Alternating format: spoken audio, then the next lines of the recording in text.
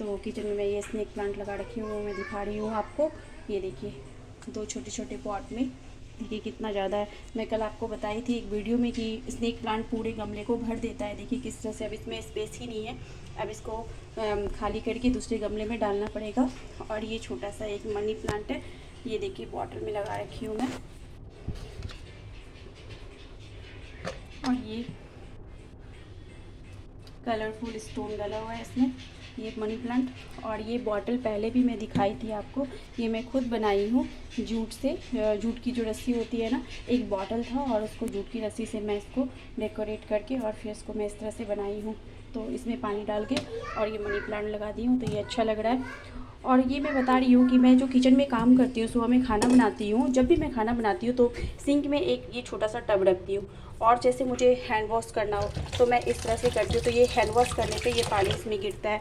जैसे मैं ये वेजिटेबल वॉश कर रही हूँ, ये भिंडी वॉश कर रही हूँ मैं, तो इसमें जो मैं वॉश कर लूँगी उसके बाद जो ये वाटर होता है मैं इसी में डालती हूँ। ऐसे इसको मैं वेस्ट नहीं करती, इसको मैं फेंकती नहीं हूँ।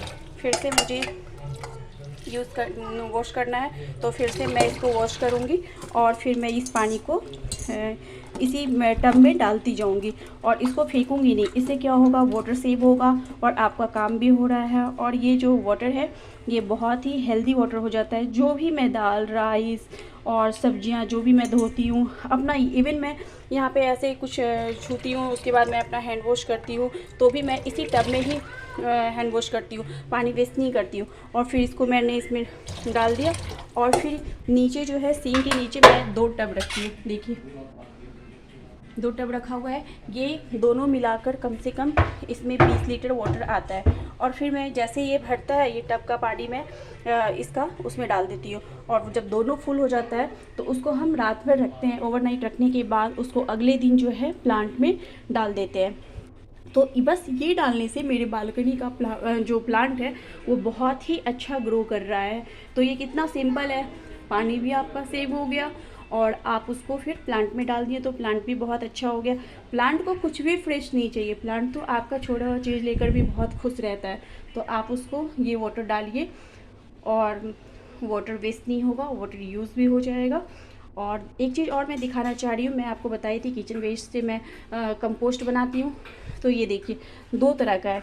एक तो ये है जो कि गाय ये कुछ छिलके जो होते हैं सब्जी और फल के छिलके जो फ्रेश होते हैं, या फिर जैसे जूस बनाती हूँ उसका जो वेस्ट होता है वो हो गया। तो जो अच्छी चीज़ें हैं जो गाय गौ माता खा सकती है तो वो मैं गौ माता को खिला देती हूँ। ये देखिए, ये जैसे खीरा है, ये फ्रूट्स है के छिलके हैं, और कुछ खाना बचता है जो अच्छा होता है, ख़राब नहीं होता है। मैं गौ माता को भी खराब मतलब स्मेल जो आ रहा है या ख़राब हो गया है वो मैं नहीं देती हूँ। गौ माता को भी अच्छा देना चाहिए, उसको ख़राब नहीं देना चाहिए, क्योंकि वो भी बेचारी बीमार हो जाएगी। तो इसलिए उनको जो भी आप देते हैं वो साफ़ होना चाहिए। और ये जो है ये जैसे है ये नहीं खा सकती है वो, तो इसको मैं कंपोस्ट में डाल दूंगी, इससे कंपोस्ट बनता जाएगा। तो 3 तरह का कूड़ा होता है। इवन डस्ट भी निकलता है, घर में झाड़ू करने के बाद जो डस्ट भी निकलता है वो भी मैं गमले में ही डाल देती हूँ, उसको भी नहीं फेंकते। तो आपके घर में कूड़ा होगा ही नहीं। आप 3 तरह का कूड़ा निकलता है ना, एक जो गौ माता नहीं खा सकती है उसका आप कंपोस्ट बना लीजिए, या और दूसरा जो गौ माता खा सकती है वो गौ माता को खिला दीजिए। जो धूल मिट्टी निकलते हैं उसको आप मिट्टी में ही डाल दीजिए, गमले में ही डाल दीजिए। और जो प्लास्टिक निकलते हैं वो आप इकट्ठा कर लीजिए, फिर उसको आप फेंक सकते हैं, बाहर दे सकते हैं।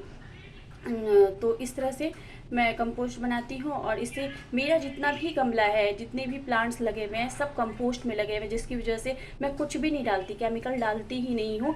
जिसकी वजह से जो है प्लांट बहुत अच्छा ग्रो करता है। कोई बहुत ज़्यादा केयर नहीं करना होता है, बस ज़्यादा मुझे सफाई करना होता है, लेकिन कोई ज़्यादा केयर नहीं करनी होती है प्लांट का, क्योंकि उसमें मिट्टी होता ही नहीं है, उसमें सारा कंपोस्ट होता है। और कंपोस्ट हल्का होता है, जिससे उसका जो रूट होता है वो बहुत अच्छे से ग्रो करता है।